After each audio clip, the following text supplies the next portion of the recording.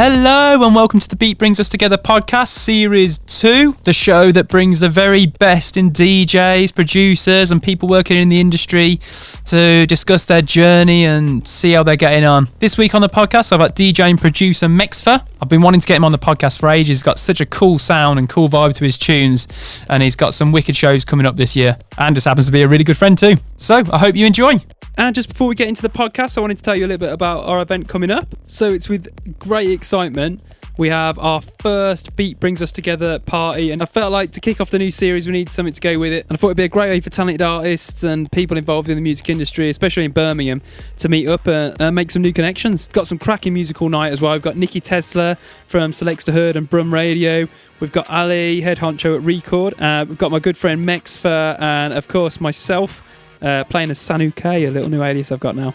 Wicked vibes all night, sort of deep house party, lo-fi feels. It's going to be Friday the 21st of Feb, and it's going to be held at Cafe Artem up on Corporation Street in Birmingham. And we're kicking it off early at 6 p.m, so it can be a real chilled start to the evening, and it's going on till 1 a.m. I'm just really, really excited to be throwing something like this. It's been a bit of a journey with the podcast, and it's seen a bit of a natural progression to take it from a podcast to someone in the real world to bring us together. And anyway, I hope to see a lot of you there, and I look forward to it.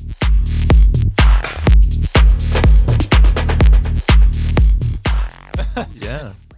Okay, so this week, welcome my good friend Mexpha onto the podcast. Hello. How you doing? Good, thank you. How are you? Yeah, that's a real nice voice you got there. Thank you very much. I believe you've been told that before, haven't you? I have on many occasions. It feels like I'm talking to like a BBC Radio 4 presenter. Yeah. Like you're about to give me like the lowdown on like some big scoop. I'm not really putting it on either, as you'll know. Like, I think I'm more conscious of trying to speak clearly at the moment because I obviously want people to understand me. Yeah, but it's not like I'm putting on a voice either. Yeah, it's like the opposite of what I'm doing. I think what I should be doing. Yeah, so 2 nights out in Birmingham. I'm like, it's full been brummy. It's been a pretty heavy weekend. Yeah, we had a good weekend actually. We went to where did we go Friday? Cafe Artem. Cafe Artem for Rhythmo. We did, yeah. Cool music, wasn't it? Very cool venue. Yeah. How would you describe the music? Like, very retro in the sense of it kind of flickered between 80s and 90s, didn't it? Yeah, I guess it had like all those kind of like really big synth sounds. Yeah, and it was almost like, that time where people were just getting to grips with electronic music in a sense. So it had a lot of elements of, like analog instruments as well as electronic. So very cool. Bloody very big cool sound music. system as well, wasn't it? It was. It was quite big for the venue. I think we mentioned at one point that standing at the back, it was still almost just as loud as standing at the front. Yeah. But kind of good. You could actually hear everything. Yes, yeah, because I have been to some events before where you stand at the back because you've got a bit more room, it's a bit more comfortable, and you just can't really hear anything anymore. So it's like it defeats the purpose of being there. Yeah, it's bloody nice, isn't it? Yeah, it's very nice. I need to take you back when it's actually a cafe as well, and a record store, so you can look through and stuff. Yeah, I'd like you that. just went in, you're like, whoa, this is very different. I was very different to what I'd expected because it was my first time going to an event there. Yeah. But yeah, that was great. And then went to Digbeth Dining Club, had some food. We did. A lot of food. Not just food. some. Oh, sorry, we went twice because we went left. We did, and then we went back. Had a beer and then went back. Oh, dreadful. So this is how these things are, especially when I'm around. Yeah. Oh, yeah. Went back and had 2 lots of food the second time. We did, yeah. Had some steamed buns and then a waffle, didn't we? Oh, yeah. Bourneville waffle. Very nice. So good. And then we finished it off with the Voyage showcase at Dead Wax Digbeth. Yeah. Another great venue. So cool, isn't it? Yeah, loved it. Seems so brand new and pristine. Yes, Great sound in there as well. Absolutely brilliant. And there was a good crowd there as well. Yeah, real, just no aggro. It was real positive, and you could tell everyone's there just like really just to have a good time and enjoy the music as well. Yeah. A bit of both, Yeah, it was great. Oh, man. Yeah. Oh, it was a wicked weekend anyway. Yeah, it was a very good weekend. So how was your weekend at home, anyone listening? We weren't meant to record this podcast yesterday, but we thought, no, we'll just go and eat some more food and go to some more gigs. But yeah, Brilliant to have you. Thanks for coming down. No problem. Yeah. So Lovely to be here. Well, thank you very much. Great studio size, isn't it? It is, yeah. Pirate Studios. Yeah. Thank you very much. I love it in here. It's so relaxing. It's a very cool environment. Yeah, it's good for this. Makes everyone real comfortable. Yeah, it does. And I think when anything seems professional, you're more likely to act professional. Yeah, well. that's a positive thing. Yeah, it is. Yeah. Right, we're going to get into it. Okay. Stop beating around the bush now. Yeah. Going in. Let's do it. So, if you could just talk me through, like, where your first memories of music are, really? Where did you first experience it, or that you can remember anyway? I can remember. Well, I do remember quite a while back, really, to when I was a kid growing up and hearing like Frank Sinatra on TV. Oh, wow. And absolutely loved him. Yeah. That and like I was raised on as much as my family liked like really sort of heavy metal, they also listened to like UB40 and like Madness. Yeah. I actually went to see Madness when I was a kid. Did you? Yeah, I thought that Baggy Trousers was Bradley Trousers. So I was like really happy. I was like, they've made a song about me. Yeah, good times. Yeah, it'd be a different story if it was Bradley Trousers. It would be, yeah. I remember you telling me before, but you grew up on heavy metal. I found that fascinating. Yeah. So my family are a big fan of like Slayer, Metallica, Cannibal Corpse. I don't even know who Cannibal Corpse are. Yeah, it's just very shouty and guitars and drums just banging, basically. Amazing. Well, yeah. it's not too dissimilar to probably what you're going to hear when you're producing music, really. Well, no, just listen to loads of drums banging in away. essence, yeah. I mean, maybe that's why I always feel more comfortable producing with like a fan on in the background. Just noise. Just a bit of noise. Just some noise. Yeah. Because I feel like if you're in a club element anyway, you're going to get that noise. So it almost fills out like, yeah. And I feel like that's what sort of gets my mixes going. That's kind of like real, I don't know what you call it, like experiential stuff. Yeah. Like a club environment, producing in a club environment. Yeah, it's crazy, isn't it? There might be something there, actually. I think there is. Yeah. To actually produce inside a club. Probably. You get like, what's it feel like? What's it sound like? Yeah. There might be something there. It might be terrible. Just stick the fan on. Just do what I do. Take my word for it. How did it... Where did you get the first experience of electronic music then from such like a heavy metal sort of education? Okay, so I think to answer that really, if I sort of follow on from where I've sort of left you off, is almost growing up, my brother was into playing drums. So he would have a lot of his friends come over who were in bands and he'd play with them. So it got me into the idea of I really want to make music as well. Right. So when I was younger, I first sort of did like saxophone classes at school. Oh, right. No, didn't see that coming. Yeah, loved that. And then from there, I mean, my granddad used to play the keyboard all the time. Oh, wicked. So I loved like going around listening to him. Did you ever play together? We did not. No, I really wanted to get into it. Yeah. But yeah, it's just something that didn't happen. I ended up like picking up a guitar because that was always like the very cool instrument to have, wasn't it? Like you hear anything with like a guitar solo and it's like, I want to be the guy doing that. Yeah. So yeah, I picked that up. I was sort of okay at it. I wouldn't call myself good by any means. And then I was totally sort of obsessed with the idea. I need to start a band. But a lot of people let me down. And it just never sort of seemed to form and nothing happened. And I thought, well, there's got to be a way of doing this by myself. And it was actually, a lot of people are probably going to find this as a bit of a throwback and a bit strange. But it was sort of when I was on like Newgrounds, like playing Flash games. And it had like videos on there, stupid video. Oh no, I might be thinking of eBAM's World, but Newgrounds was definitely the Flash one, wasn't it? Yeah. So Newgrounds had like all these Flash games on, and like people were playing when we were kids. So I used to love that. Yeah, so we're probably talking when I was like 12, 13. Yeah. And I went on there and I realised like they've got the audio portal. Right. So people would upload music for like that they'd want people to use in their games because you could just download them. Oh, cool. So I went on there and I heard some like electronic music on there. Yeah. And I figured, well, these people are doing it by themselves, so that's probably the way forward for me to go, because I don't have to rely on anyone else. Yeah. And I sort of was at a point where, well, how do I actually go about making it? And rather than just Googling it like, you know, any normal person would, I ended up just messaging like the first guy that I like listened to. Do you remember his name?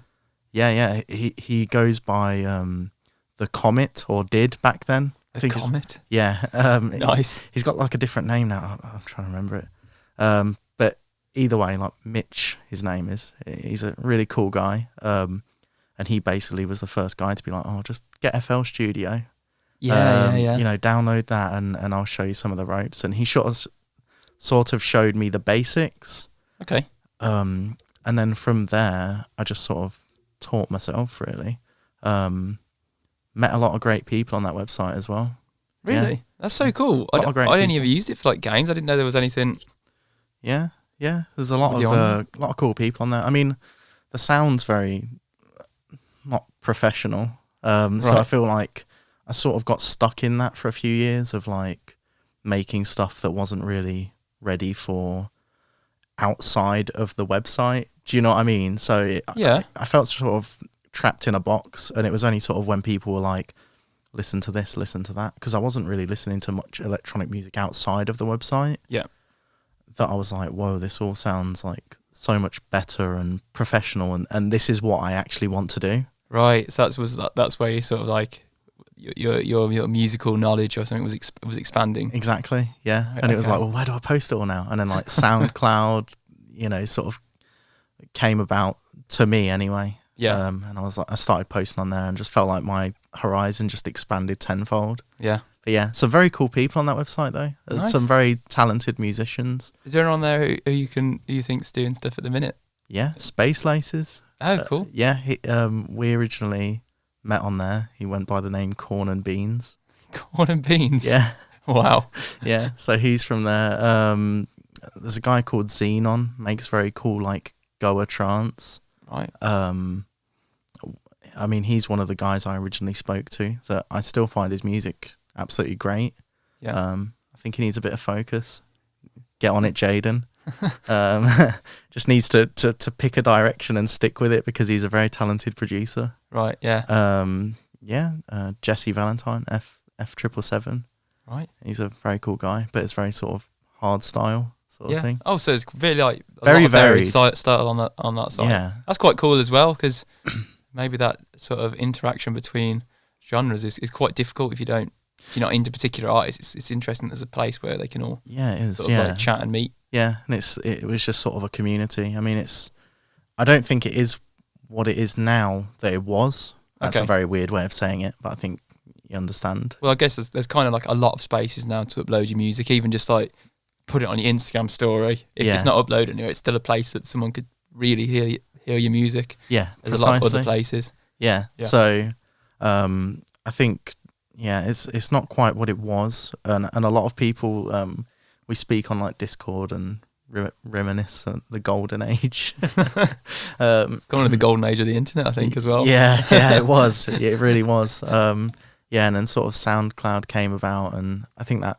just like I said before, really expanded the horizons of it and met a lot of new people. Yeah.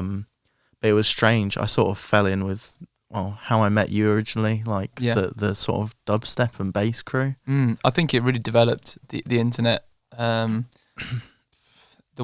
The way you can get your music out there really developed with that sort of genre. Yes, yeah, I think it did massively. Yeah, but it was very strange for me because I was just sort of producing house music. Yeah, and didn't really fit in with the scene, but made a lot of friends in it. Yeah. So I'd be going to nights, and it wasn't really helping me progress my career, or hobby as well. So it was very strange trying to find connections within that when there wasn't really any. Yeah. Which when you started like making house, other stuff, it was very exciting for me because it's like, I've got another sort of friend going into it. Yeah. Because before that I just had there's a guy called Jared Keith. I don't know if I've mentioned him to you before. I don't think so. Very cool guy.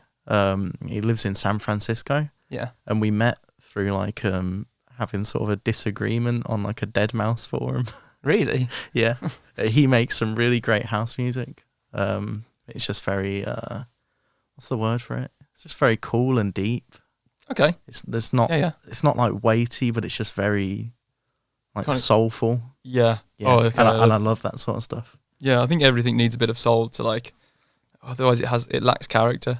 Yeah. Yeah. Just you don't connect to it. I think that's the real thing about it. Like if it hasn't got a bit, it doesn't have to have like a massive soul vocal in it, but there has to be something in there that you can feel like a connection to.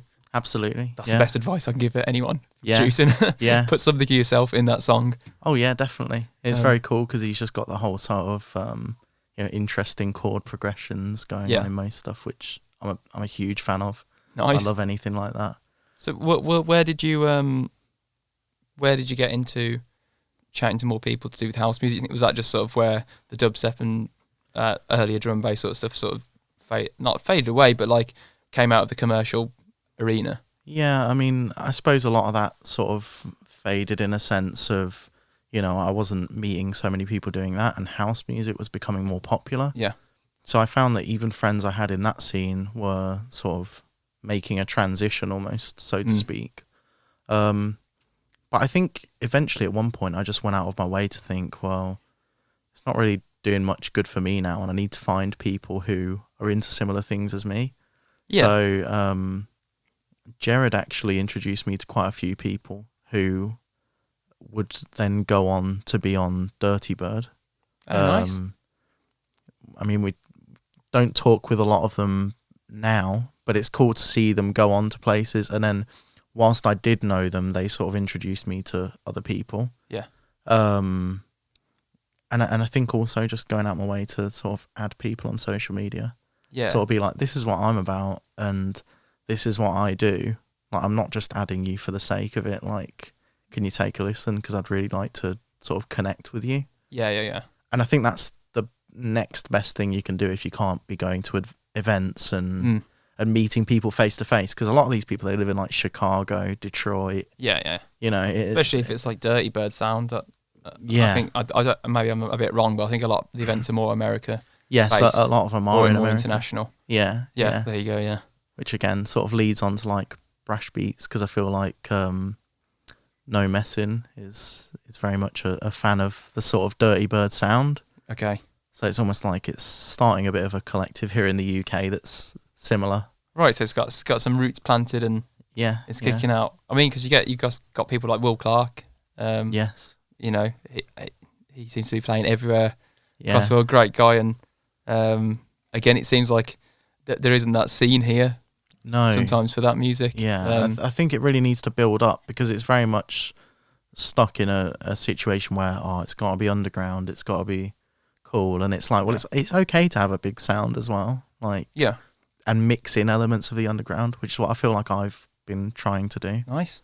I think you were saying to me before, when you about with the DJing aspect, because I see Will Clark a lot. Just picking him as an example. Sort of someone I know who I can pick out that sort of scene, or Pete Graham and stuff. People like this. Yeah, Pete Graham's a cool guy. You can put out your releases a lot like that, but then some of the releases are more like kind of suit the UK underground as well. And especially their DJ sets, they sort of curate it towards a scene. So like you can DJ other stuff. Yeah. And still be in your sort of ballpark of sound. I think I mean, I've seen you play that sort of stuff as well. You played like a lot of deeper house stuff. Yeah. And I feel like, again, that's because when I produce, I don't set out, I'm just going to make this one sound. Yeah. So I kind of like to throw in elements of everything. And then during a set, you can almost make it like a journey then, can't you? It's like starting off quite deep and soulful, and then ramp it up, and then just either end it on a bang or bring it back down. Nice. Just whichever you need to do. But I think that's it. That makes things a bit more interesting anyway, doesn't it? Yeah, I think, well, definitely. Needs those peaks and troughs, and just not the same tune for 60 minutes or 220 minutes. No, because that really does bore me when I feel like I go and see a DJ play and they just have sort of one set sound they like, and that's it. Yeah. And every tune is starting to just blend in together and sound very samey. Yeah, it can do, yeah. Yeah, I'm not a big fan of that. Oh yeah, well yeah. I mean, I guess it depends on genre as well, doesn't it? Some genres, I don't know really. Maybe more than I say. It depends, doesn't it? Some genres can have a sound maybe like melodic techno or something. Yeah, where it is similar, but then the sound is flipping huge, isn't it? Yes. Yeah. So even though it sounds the same, they've done a lot within that. But yeah, I can see what you mean. Sometimes sometimes DJ sets just not that great, you know. No, of course. They've all got their place. Yeah, you've just got to make it interesting and just think, you know, put yourself in the shoes of the crowd, I suppose, really. Yeah, that will nail on the head, isn't it? Like you play make sure the crowd's entertained. Exactly. You know, would I be happy if I was listening to this right now? Yeah. And just think of yourself as just another person in the crowd. Oh, very good. Yeah. Great advice there. I think so. I mean, don't you know, we're all human beings. Yeah. Like, don't think of yourself as any more or any less than anyone else in the room. Yeah.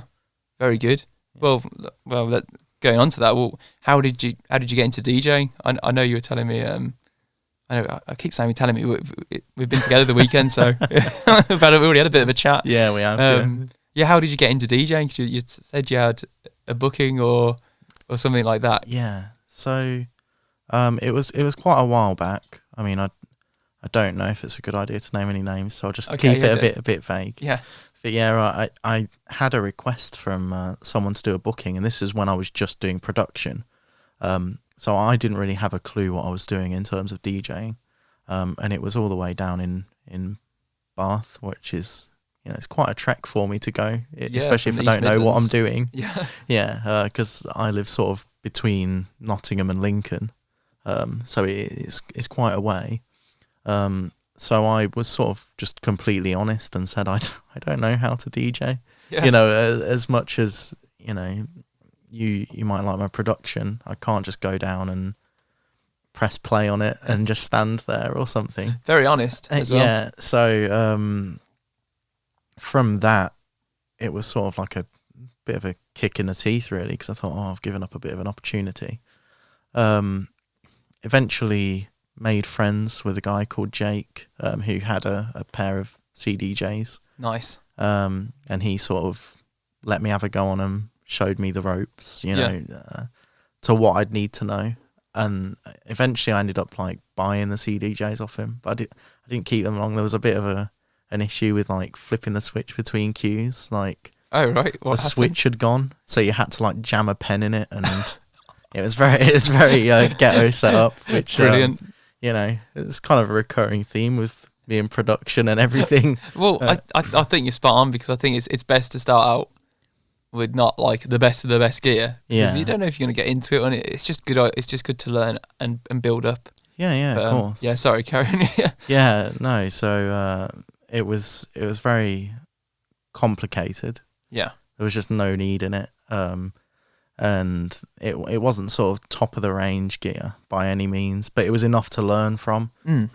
So in that essence, I learnt to DJ through that, but I haven't really done a lot of bookings that are like legit sort of proper events. Okay. You know what I mean? It's always been a bit shady, or... Well, often are. Often are. Yeah, but I feel like I'm looking forward to this year's sort of taking a bit of a turn now to almost appear that more legit things are going on. Yeah. So very excited for that. Yeah, I mean, and this kind of brings us on to a booking you've had recently. Yes. I mean, go ahead. Yeah, so February 22nd. Yeah. Brash Beats presents The Cause at Tottenham Hale. I'll be playing there alongside Clouded Judgment, No Messin', and Cat 9. Yeah. So that will be a very cool event. So wicked lineup. Very, very good lineup. So I think anyone who's around or wants to be around, come down, because it'll be a very good night. I heard good things about that club as well. Yes, I have. Yeah, that's going to be a cracker, man. Yeah, it's very exciting, isn't it? Yeah, it's very. Is it your first show in London? It is. Oh, man. Yeah, really cool. Yeah, I mean, I've been down to events where friends are playing and sort of unofficially played a couple of tracks. Yeah. But nothing proper. you know. So yeah, I'm very much looking forward to it. Have you got sort of set times yet? I do not. No. Okay. Have you got sort of some sets, like what you're going to play? Have you got sets in mind? No. No? Okay. I'll be honest with you, I'm just going to wing it. Really? Yeah. Oh, but you've got like a selection, you know? Yeah. Okay. I think the good thing is I seem to have a very good memory when it comes to music. Yeah, I think you do. Like, you ask me all the time, oh, do you know this? I'm like, I don't know. I don't know. Yeah. I don't know. You know, like, every time I've we heard go it. out, I'm always like, oh, you know, this track would go great into this, or you're just like, I have no idea what you're talking about. Yeah. I just usually know it by like the first couple of words of the song. I'm like, oh yeah, I know that one. I know that artwork. Like, yeah. So no, I think I've got a good idea of, you know, from whatever I start playing with, I'll have a good idea of the rest of my set from then. Yeah, it's like your brain is very organised, basically. It's the same organised human being. Yeah, it's the same when I'm producing as well. Like, yeah. I start something and I just know what it's going to sound like already. Yeah, okay. I'm not sure we can teach that to anyone out there, but if you can do this, do that. Be more organised in your brain. Yeah, just do it. Yeah. I'm not very organised in other ways, but I'm working on that. So, I mean, how did this gig come about? Because obviously there's something around it that I'd love to hear about. Yeah. So this guy called Steve Burton that I know, who he manages Mason. Very cool artist, very lovely guy. Yeah. He wanted to manage a project for me. So just the one sort of EP and sort of publish it and whatnot. So I gave him the Let's Get Going EP that myself and Martin Peter did. He took that and started sending it around labels, and Brash Beats were interested. So that came out on Brash Beats December 13th. Yeah.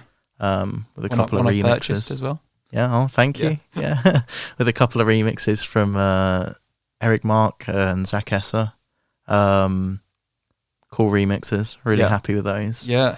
And a lot of the lineup on that label seems to be a lot of sort of America and whatnot. So I think it was very cool for both myself and Rob that, you know, we're both in the UK. There's a train that goes from where I live to London in an hour or like 50 minutes, which is very convenient. So it just sort of came about that he's partnered with an events company. So they're going to start, hopefully, putting on more events, I think. So it's like the first sort of test run. Yeah. But I imagine it's going to go quite well. Just by the seams of it.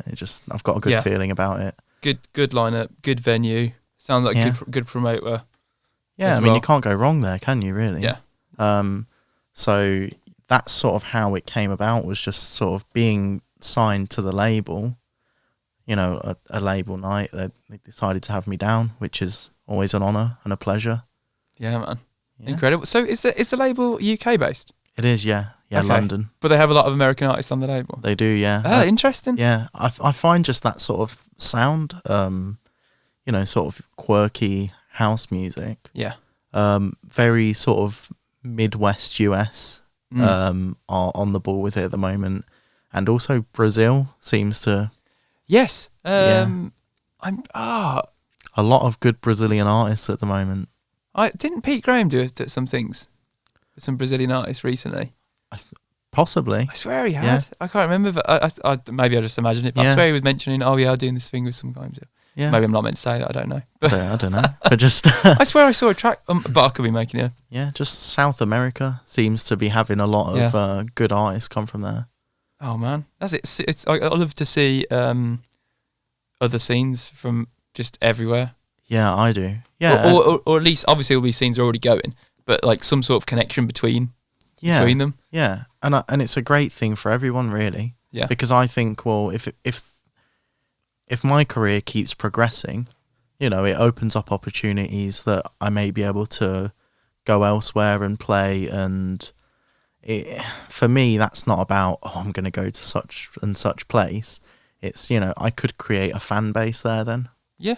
You know, which is very exciting to me because I just love connecting with new people and sort of growing that fan base, because at the moment I feel like, you know, I've got a handful of supporters, but they're very passionate, which is a good thing. I love it. I've always got people reaching out to me and, you know, wanting to know what I'm working on. And I'm very open with them, and, you know, I don't tell them things that they shouldn't know, but I'll sort of slip them a bit of music that I'm working on, or you know, which I feel just like a taste. Which I feel like isn't like the most common thing, like people just sharing that with fans. But I feel like, you know, they've come to know me through my music, but I just see them as like friends now for the most part. So it's very, very cool thing. I think that's an important thing to do. Like it's just everyone's just connecting with other people, and it is like you're all friends. You know? Don't see anyone as you're sitting on like a throne. no, I've never been about that anyway. I mean, you know what I'm like. I mean, half the time it doesn't even feel real that I'm sort of doing my music. That sounds like a really weird statement to make, but just... no, I think a lot of people feel the same way. Or it has a name, imposter syndrome or something like that, right? Where you feel like, oh, even though you're doing it, you feel like, oh, I'm not meant to be doing this. Yeah, you have that impression. I've felt that in the past for sure. Yeah, it's very strange. I sometimes just feel as like I'll go back to music that I've created and think, no way did I make that. Yeah, well, definitely then, yeah. You know, it's just very weird. It's like, oh, that doesn't seem real. Yeah, I mean, I've done the same too. When I go back to like the dubstep stuff I used to do, I'm like, how did I make this? Yeah. Like, how did I make this? Like, I feel like I forget sometimes what I've done. It's weird, isn't it? I think you get trapped in the moment, especially with music, creating music. If you're a producer, I think because you're sat there just making like you're zoned in to that one song. Sometimes it feels like, oh, this is the only song I've ever made. Yeah. And I'm not getting on with this one. You're like, oh well, why? But you've made lots of songs. Don't worry. Yeah, exactly. Yeah, just have to trust yourself and trust the process. Yeah. Oh well, you've had some good BBC introducing support actually over the past few years, really. Yeah, I have. Did your recent one? I think your recent one got support as well, didn't it? It did, yeah. So it was Zipper by myself and Martin Peter got played. It's just they've been really supportive, and you know the DJs on there. You know, I'm able to have a bit of a chit chat with them on social media. Yeah, very friendly people. You know, and they're almost supportive of just wanting artists to progress. You know, there's no sort of selfishness there. They really do want to help. So I 100% recommend, you know, anyone who's out there who's trying to get their music, you know, heard, send it in to BBC Introducing. There's nothing stopping you. It's free. You know, there's really no reason not to.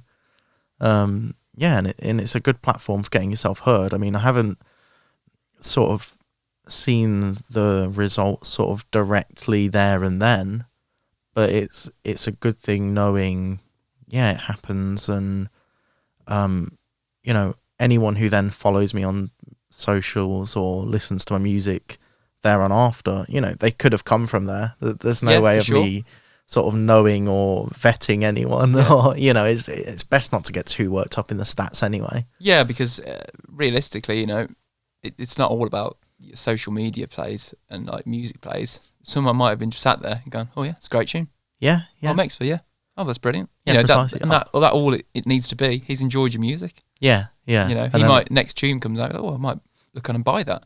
Yeah, and it's just a good way of sort of, you know, I think the best way to think of growing your music, if you want it to grow, don't get me wrong, I know some people produce and they're happy just being where they are. Yeah. But if you want it to grow, you've almost got to think of it as a snowball effect, you know, where things are only going to get bigger, you know, by progressing, and the bigger you are, the more that you're sort of picking up traction and picking up more, you know.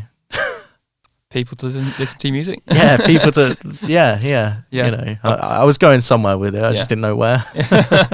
Great. I was like, oh, yeah, I'm really into this. Yeah, until I flunked it at the end. Why are you finishing with this? But yeah, definitely BBC introducing. Yeah, same here. Really, that they just can't do enough. It's brilliant. Yeah. It's great to see like an institution like the BBC have support for new music, because obviously they have so many different stations. Like Radio 1's more the commercial stuff for the heavy hitters, really, isn't it? Yeah. Maybe even shows is slightly different. Yeah, of course. But yeah, to have a place for like emerging and new artists is amazing, and it's great kind of that it's local radio for the area, and you're from that area, so it's like, oh, wicked. It's nice to have a bit of exposure actually where you live. Yeah, because often I find like the internet means the good bit is you can create a fan base like globally, I guess. But sometimes you miss out on like your actual people who live around you who might be into the same stuff as you. Yeah, and I feel like it's even more of a shock for people who live in my area, and this is not to speak bad of where I live or anything, but I feel like electronic music just is not really a big thing there whatsoever. Or maybe there's something not connecting people where somewhere can meet to discuss it, you know. Yeah. It's a meeting place often. Yeah, exactly. Yeah, so it feels very privileged that, you know, I'm part of that on BBC introducing. Because when I do listen through and you know, I tend to have a listen to who else is on there. Not so bothered about listening to my own music on there, you know, not like the first one or two times. You just don't like it. You just don't like. I don't mind hearing it, but it's just sort of like I've heard it before. But yeah, no, I like seeing what else is on the show when I'm on there. A lot of bands in my area, which I've found some great music on there. But well, yeah, when your music's on there, you find some cracking music.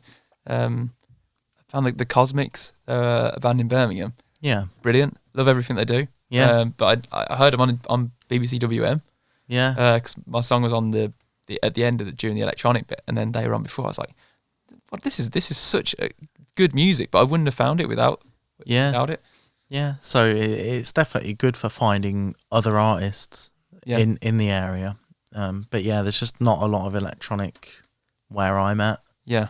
So no, it sort of feels a bit lonely in one way, which is why I love coming here and like going to events and meeting other people interested in the same thing. Maybe I just haven't found it in my area. Yeah, it's a difficult one because obviously like the sort of clubs, big clubs are closing, but then like it's made space for a lot of like smaller capacity venues, which I love, which are creating a hub of people because it just tends to bring a smaller group together. Yeah, I mean, I don't love the closure of big clubs. No, I love the. But it's gave an emergence for smaller ones to thrive. I was speaking to Sam from Glasgow Underground about Stafford because when we knew each other when I used to go to uni there, and we had Resonate, which was run by my friend Aidan Gill and Alex Mead, and that was great because it was actually like a night. I know it wasn't like.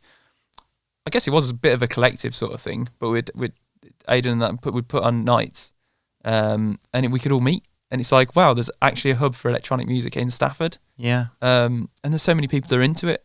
Yeah. But without somewhere to go, it's so difficult for people to connect. And it kind of resonates with when you said you didn't know to DJ, didn't know where to look. Yeah. I had no idea. Especially then, like it was a kind of a newer phenomenon. Like whereas now. We're sitting in Pirate Studios. Not only can you DJ, you can produce and you can play in a band and you can record a podcast. But like there's nowhere to learn how to DJ.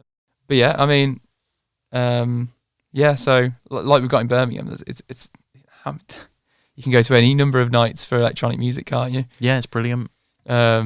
Like we've already said, we've gone to 2, and I bet there's something on today we could go to as well. More than likely. I get very caught up in it though because I just love going to events and there's just no end that you can go to where I think, I'd either really like to see the artists there or I really want to go down for the scene and see who's there and meet people and yeah. You know, it's a good attitude to have though if you sort of wanting to get your name out there or wanting to, get opportunities. You need to meet people. Yeah, and like it is all about meeting people in the most positive way there. Yeah. I know people say, "Oh, it's only if you know someone." It's like, well, yeah, go and meet some people, chat to people, or even chat to people online. Like, it's about meeting people and just like kind of growing together, I guess. Yeah, I mean, don't go to like a club night when there's a huge DJ on, unless obviously you want to see them. But if you're, I'd say go to them if you want to. But if you're going to network, maybe that isn't.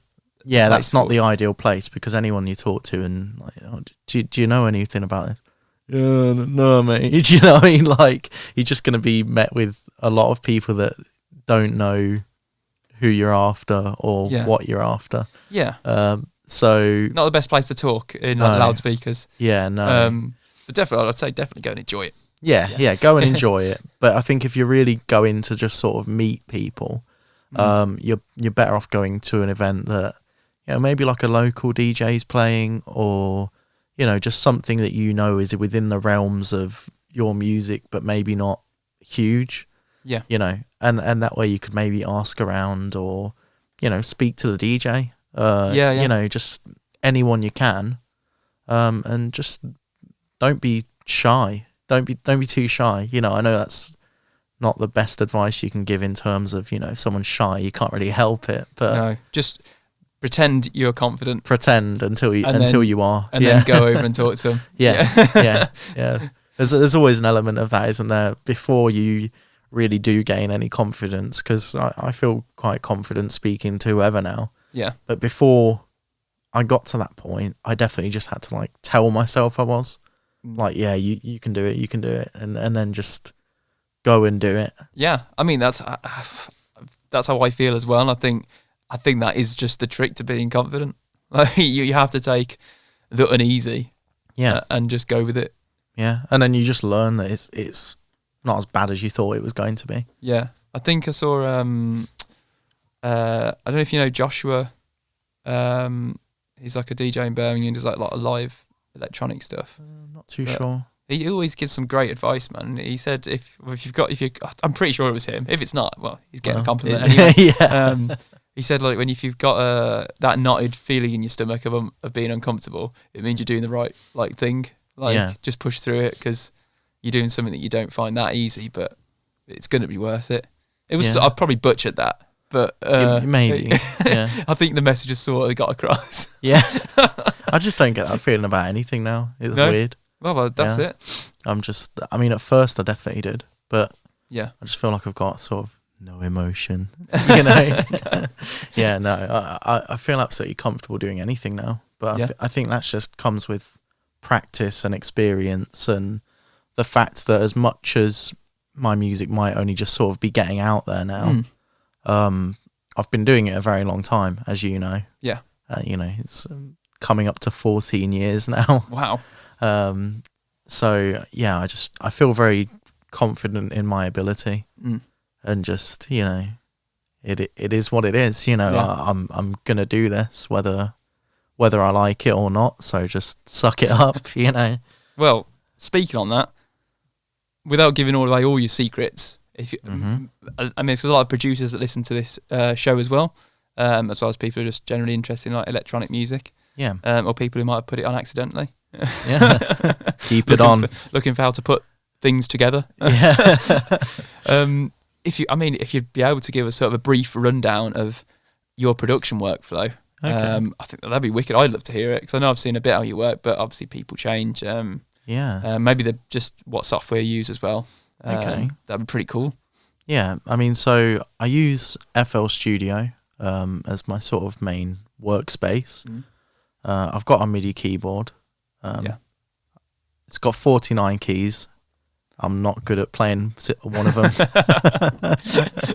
So, I've got that just there to look good. The more keys, the cooler it looks, Yeah. I've got an Akai Fire, which is it's sort of like a thing that's made for FL.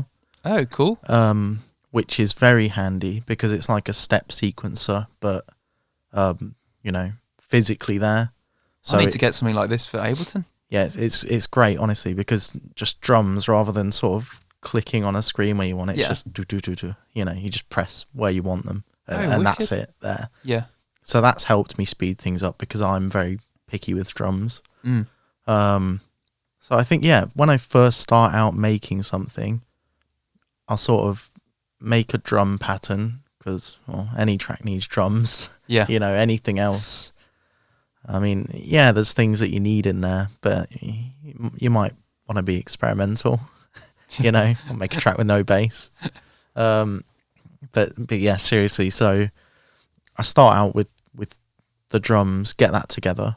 I think a really good tip, I don't want to give away too much. Yeah. Really good tip for anyone, just to fill out your drums. Get them obviously laid out, but then also get a sample of a drum loop. You know, sort of whatever genre you're making. So I just grab like a house drum loop, EQ that to take out like the kick or, you know, anything like that, or just get a top loop if you've got it, and then just turn it all the way down. Yeah. So it's like you don't really hear it, but you'll just notice that your drums just sound so much more full. Just gives it a layer. Yeah. Yeah, a layer of like realism. Yeah. Even though I've already got like a decent loop there already that I've made, I then just want that extra bit. You know? That's wicked. I think I've done that quite a few times. Yeah. So that's the one sort of Mexpha tip. So yeah, that's definitely a thing. The fan thing makes so much of a difference. That's very interesting. I don't know why. I mean, that may be controversial because obviously You might be messing with how you're hearing the sound, but it could be. But I think I'm just so used to it now. Yeah. That's just got to be there. Yeah. That's a first. Anyway, I've heard it's pretty cool. Yeah. And the only reason that started is because I get hot all the time. Yeah. I was saying that maybe people have if people are hot in their studios, then yeah. Yeah. So yeah, I've usually got the fan going. Yeah. But yeah, from there, tend to just try and, you know, come up with a reasonably funky bass line that's just gonna stick in people's heads. Yeah. I use Serum a lot now for making basses. Yeah, you mentioned that to me. Yeah. I've definitely seen that. You can really mold sound design in it, can't you? You can, yeah. And I'm not that great with sound design, so I mean, I tend to just grab a preset that sounds good, and then just tweak it. You know, something that's close to what I already wanted, and then just change it so that I've got what I wanted. Because I feel like if I start from scratch, I'm just going to be there all day, and I'm so in the moment. I just want to make my music now. Man, like, you know, I always think this. I always used to think the opposite when I was starting out. Like, I can't use any presets, kind of thing. Which is also a good idea to learn how the synths work. Of course. But people have spent a lot of time making those presets for you to use. So make it and mess around with it. Do anything. Do both. Exactly. Yeah. So there's no right or wrong way. But I think when I first started out, I was sort of not bullied, but bullied into you know, the idea of if you're not making all your synths from scratch and this and that, then you're cheating, and it's like, oh man, definitely exactly the same. Yeah. And probably half of those people were just using presets and loops anyway. More than you're likely. like, well, there's nothing wrong with that, but they were probably doing what they were telling you not to do. Yeah, exactly. That's probably why they were saying it. Yeah. And I feel like the sort of bass community had that impression, you know. And I think it stopped me from producing, like, after a while. It really held me back. Yeah, I felt very held back by that as well, because I then started, I've got to make all my own sounds, and I wasn't making very good sounds, you know, so yeah, it sort of held me back a bit until I was just like, you know, I'm just going to do things my way. I'm just going to make music. That's all that really matters anyway, isn't it? Yeah. So yeah, just tweak a preset, get a good bass line down that I think, that's going to stick in people's heads. That's a talking point of the track. You know, I don't want any part of the track to feel lesser than anything else. You know, I think if you make a track where everything you're happy listening to by itself, which may sound weird, but if I were to just turn everything off and just leave the bass line going, would I still sit there sort of bopping my head? Yeah, okay. You know, yes, leave it in. No, okay, get rid of it. That's great, because like you're making every element is like important to that track. Yeah, and every element should be important. Yeah. Because why would you make a track where something's that's just for the sake of it? Yeah, very true. I don't do that. Yeah, that's a great way to look at it. Yeah, so just that, structure. I feel like the structure for a track at the moment is like kind of an awkward middle ground for me because I'm so used to just doing things in like 32 bars. Yeah. Whereas that's not really the norm now, but it was when I started out, and I've just sort of stuck with that. So yeah, I tend to try and get the structure down with roughly the bass and the drums. Okay. And then just throw weird crap over it and just see what works. Well, it is working. Yeah, and as anyone who listens to my music will know, there's a lot of weird elements to my tracks, which is just like, making synths and throwing a big LFO on it, or just weird like delay effects and whatnot, and then just I can't recommend enough just anyone who does a lot with samples getting splice sounds. Yeah, you were mentioning this to me. I've tried using it before, but I probably wasn't in the right place when I was producing to use it. But I think now it's kind of, I wasn't really using samples that much. Right. I pretty much used everything and made everything myself. Or I'd use drum samples. Yeah, of course. Other samples. I'm trying to do it with synths and stuff like that. Maybe little bits, but I've kind of gone the opposite way, and I'm trying to make myself sample stuff. Yeah. Because really that is like the heart of house music, isn't it? Of course it is, yeah. And now I'm kind of getting a grasp of it. I'm like, ooh, I want to use splice. Yeah. And no, it's very good value for money, and that's also where I've got Serum from as well, not to sort of be a walking commercial walking in here. Yeah. You're going to have to use names on this because otherwise no one will know what we're talking about. But so on Splice, they have a rent to own system. Yeah. So if you're not, extremely rich like myself, I'm not extremely rich. I mean, not that I am. Then, you can pay in monthly installments. Yeah. Rather than just paying out like hundreds and getting the synth there and then. And there's no sort of interest on that, so that way you can just use the synth there and then and just pay monthly for it. So that's really handy just to make it accessible for people. And then Splice Sounds, you can search for things in loops, one shots, you can search by key. So you've got stuff that really just is fine tuned to your track that you're making. Really handy. Really handy tool to have.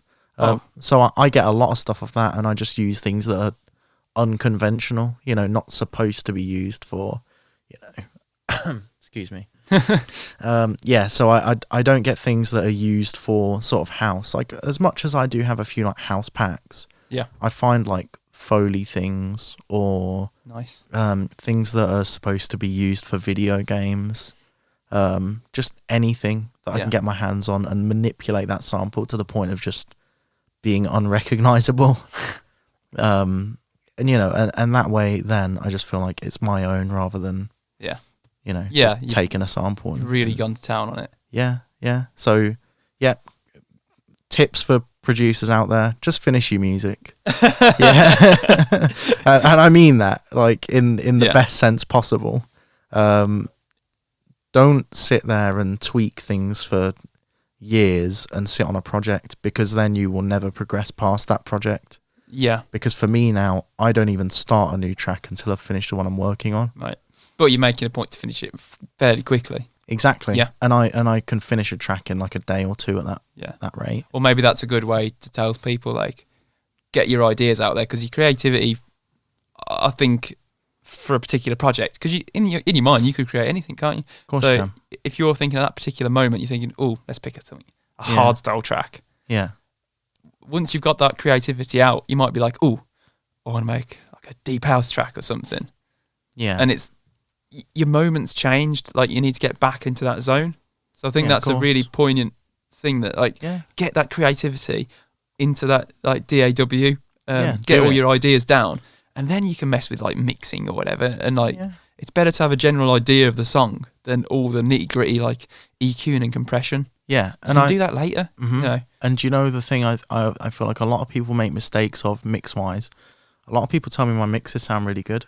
I tell you what, I do nothing with my mixes, hardly. Right, so that's an interesting one. I heard this. But maybe your ears you're picking the right sounds to start with. Yeah, but mixing for me is just about the levels, and that is the biggest thing. Yeah, and I feel like people spend too much time messing with chorus and phasers and, you know, this stuff sounds good. You know, the things that are just for dynamics like compressors and peak controllers, which I use quite a lot, are just, I feel like people don't bother because like, oh, it's boring. It doesn't make things sound cool. Well, it makes it sound good though. Yeah. So that's really what people should focus on. Leveling is one of the most, if I do a lot of mixing and mastering now, and after the first thing I'll do, well, it depends really. But often the first thing I'll do, I'll just level the track out and say, oh, okay, let's get it at a nice level individually, kick, bass, whatever. All right, now I know where to go with it. Because if you just start slamming loads of effects, if you're not hearing it at the level it should be already, you're just adding stuff for the sake of it. Yeah, of course. And you might be, oh no, actually it sounds fine. It was just too loud. Yeah. The bass was so high, was so loud because the track was loud. Like, precisely. Bring the kick drum down. Yeah. Oh, that's sorted. It Easy. doesn't even need, it's there where it needs to be. Yeah. But yeah. Well, I was going to ask for advice, but you've given it yourself, so that's perfect. Yeah. I guess what's we've got a few minutes left. What's in the pipeline for this year? We're at the start of the year. In the pipeline. So sending out tracks. I mean, as you know, I've been on a ridiculous streak. Yeah, and I'm glad of finishing music, and I think in the past sort of month and a bit, I've created about 10 full tracks. Yeah. One of which is going to be a remix for Wicked. an artist that's been on some very good labels. That's the one you showed me in the car. It is. Yeah, that was wicked. Yeah. Which I'm not going to say too much about, but very excited for that. And the other one's just sending around to labels. I've had some good support from, just want to shout out absolutely Devon James. You're a legend. Very cool guy. Label manager for Country Club Disco. Oh, nice. Great community online, isn't it? Yeah, very good. And they've been very helpful. The Country Club Disco community Facebook page. Yeah. If you're a producer that wants to get into the house scene or just any scene whatsoever and you want to connect with people, look it up. Country Club Disco community. One of the best out there, that is. Yeah, on Facebook. Join the group, get chatting to people, connect, add me. Add me on Facebook. Oh man. And I'll help anyone out that needs help. Yeah, absolutely. Oh, very kind. Yeah. The last couple of questions. I don't know if you want to answer these or not. The first one, I imagine. What do you think the best music moment has been in the past year? Of the past year, I think really again the Country Club Disco community, becoming sort of part of that and getting to know the people that I have. Met some great people on there. Really happy about that and the release on Brash Beats. Getting to meet Rob, no messing. Such a cool guy. I find when you've got the really sort of common aspect of you're making the same sort of music as these people that you're now meeting, you feel like you've just made like a really good friend. So it's just great. So yeah, absolutely love that. Great answer there, actually. Yeah. I haven't had that one yet. That's brilliant. Yeah, no, part just of love the community. it. That's so I nice. love meeting people. Yeah, you have said it. Yeah. Okay, the last one. Just to go on then. I'm always worried what people's answers are going to be. Okay. Because I know mine's probably going to be dreadful. What do you think your most embarrassing moment has been in the past year? Okay. So there's nothing really sort of in person because but I am prone to making quite a lot of mistakes. So are we all. So are we all. But one I've been making for a very long time, and that is the fact that just sending out music in general, I've been sending everyone pre-masters constantly. Right, okay, so until someone's had the decency recently to be like, you shouldn't be doing that. And I was just like, oh, I thought that's what everyone did. What do you mean then? So sending it without any mastering on? Yeah. To download or? Just like to labels, to DJs. Okay. Everything. Yeah, I guess if you want them to download. It's not the worst thing, but I just feel like, there's certain questions that I felt silly to ask before, and that was one of them. And I feel like no one should feel silly asking questions because Definitely not. That's what it. But I feel like because I've been producing for such a long time, I feel like something I just should have known. Yeah. This sort of stuff comes up all the time with me as well. And everyone's like, why is your music so quiet? I was like, well, it hasn't been mastered. Is that not the way you wanted it? Like, oh man. Yeah. So that was pretty. Left me a bit red faced. Oh no. Yeah. Messaging. What's his name? Nicholas that runs my Techno Weighs a Ton. I messaged him quite recently, with a few days ago actually. Didn't realise he runs the label. Oh right. I was like, oh, so what do you do with the label then? He was like, oh, it's my label. Oh right. Yeah, so that was another interesting one. But you know, accidents happen. Yeah, I think ask the questions, because no one is going to be. If you ask a question and you're looking for an answer, and it's a genuinely nice question, you know, 99% of the time, people are coming back with an answer. Because if people are looking to learn something, then people are going to give an answer back. And if they don't give you a nice answer back, then they're probably just arseholes. So they're not worth knowing. Probably not worth knowing anyway. Yeah, there's your answer. Well, exactly. Don't pursue that friendship. Yeah, unless you work with them, just get on and just don't speak so much. Be professional. Yeah, be professional. That's a good tip. Yeah, be professional. I'm full of good tips. Just have me back on. Yeah, just Mexpha's tips. Mexpha's tips. A minute every week. Just here's a Mexpha's tip for the week. We've got a siren effect on here somewhere, so we could probably do that. Yeah. Oh well, thank you so much for coming on. No worries. It's been a pleasure. It's been a great podcast. This. Oh, thank you. No, it's been great being on. I mean, there's a couple of people I'd like to sort of shout out. Yeah, go ahead. If I can. Go ahead. Mikey Palermo from Toronto. He's killing it over there. Go check out his music if you haven't already. No Messing again. Devon James. Absolute legends. Go check out their music. Yeah. I don't know what else. I probably should have wrote down a list or whatever. Don't worry. But those are sort of the big three lately. Yeah. They're just, they're really doing things, and I think people should keep an eye out for them. And most of all, go check out Mexpha's music as well. Please do. Yeah. And go and see him at The Cause, Tottenham Hale, Saturday 22nd of February for the Brash Beats night. It's going to be wicked. Yeah, thank you. Thanks, mate. Oh, what a brilliant podcast. Thank you very much, Mexpha. It was a pleasure having you on the podcast. Had some wicked things to say and some cracking advice there. And make sure you go and check out his show on the 22nd of February in London for Brash Beats Presents, held at The Cause in Tottenham Hale. Banging lineup, and I'm really looking forward to seeing Mexpha destroy things there. And as always, I please, if you could, go to wherever you listen to your podcasts, Apple Podcasts, Spotify, SoundCloud, YouTube, wherever you're listening. If you could rate 5 stars and drop a little comment, I'd love it, and I'd really appreciate it. And thank you to everyone who's listening, and until next time, goodbye.